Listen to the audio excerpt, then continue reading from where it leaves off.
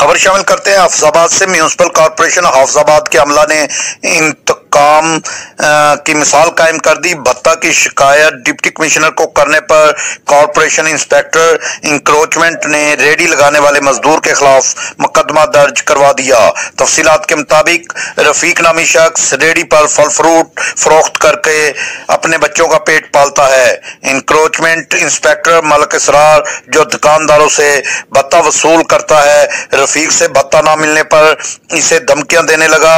آئے روز بھتہ خور انسپیکٹر سے تنگ آ کر رفیق ریڑھی والے نے انصاف کے حصول کے لیے 20 روز قبل اینٹی کرپشن اور ڈپٹی کمشنر کو درخواست دی، جس پر انسپیکٹر ملک اسرار نے انتقامی کارروائی کرتے ہوئے الٹا اسی کے خلاف مقدمہ درج کروا دیا۔ میونسپل کارپوریشن کی کارروائی پر فلاحی اور سماجی تنظیموں نے مذمت کی ہے اور انصاف کے لیے پولیس کے اعلیٰ افسران سے اپیل کی ہے۔